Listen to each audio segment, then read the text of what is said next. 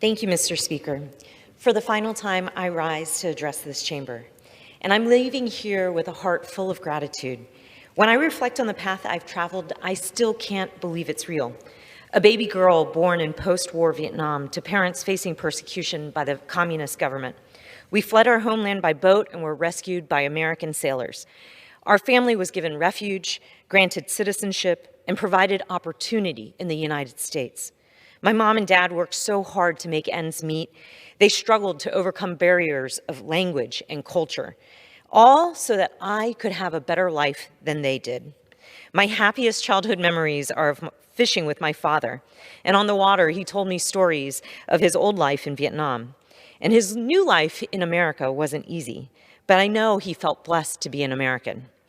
Those who have endured the absence of freedom and safety rarely take their presence for granted. And as I grew up, I was encouraged and mentored by so many generous people who expected nothing in return. I remember hoping that one day I might be in a position to help people just as they helped me. And over time, I realized that government service was a good way for me to chisel away at the infinite debt of gratitude I owe this country. I also discovered that it infused my professional life with a sense of purpose. After the 9/11 attacks, I spent a few years at the Department of Defense, and it was a privilege to work alongside American patriots. I admired their singular focus on the mission, keeping our country safe from those who sought her harm. And from them, I learned about courage and commitment. And a decade later, I heard the siren song of public service once again. I'd moved to Central Florida. I was the mother of 2 young children and working at jobs in the private sector I enjoyed. But I was worried about polarization in our political system.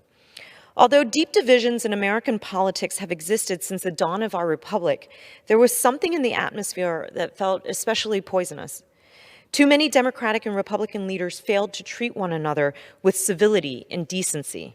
They were unwilling to express policy differences without making personal attacks or using irresponsible rhetoric.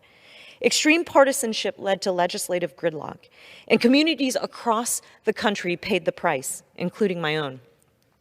When a gunman shot 49 innocent people at the Pulse nightclub in Orlando, it seemed like yet another preventable tragedy that might have been avoided if common sense and political courage were on greater display in our nation's capital. If you want to change Washington, you have to change the type of people you're sending there, I said to myself. And I thought I could do my part to make things just a little bit better. So I launched a long-shot campaign for the People's House, inspired by Teddy Roosevelt's view that the credit belongs to the man or the woman in the arena. I was so excited when I became the first Vietnamese American woman ever elected to Congress. And I thought about all the people who had lifted me up over the years. And I confess, I also thought about the people who underestimated me. I wish my dad were alive to see what his daughter had done, so that he would know his sacrifices were worth it. I vowed to work every day to prove I was worthy of the faith my constituents had placed in me.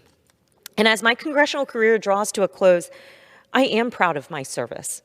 I hope I earned the respect of those I represented, whether they were Democrats, Republicans, or neither, whether they voted for me or would never dream of voting for me.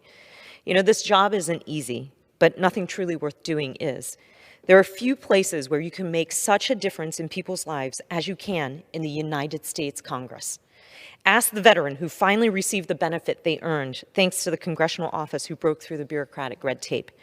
Ask the millions of Americans who got health and economic aid during the worst of the pandemic. Ask the billions of people who will live in a cooler, cleaner planet because of the green investments we've made.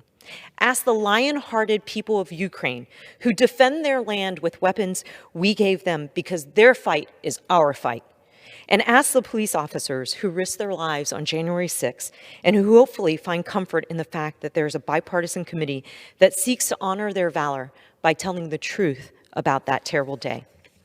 I will miss this place, but above all, I will miss the people.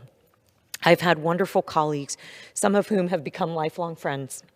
My staff have been like a second family to me, loyal and devoted. We have had so much fun together and achieved so much for our constituents and our country. To honor them, I'll be entering their names in the congressional record. Thank you, Team Murphy. To my real family, Sean, Liam, Maya, I love you. None of this would have been possible or meaningful without you. You're going to be seeing much more of me, as you requested, and as you may come to regret.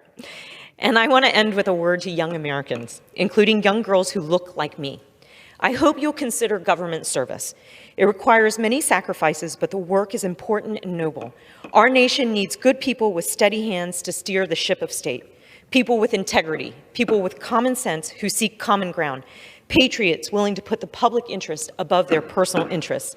Representing my community and my country in Congress has been the greatest honor of my life. Thank you, and for the last time, I yield back.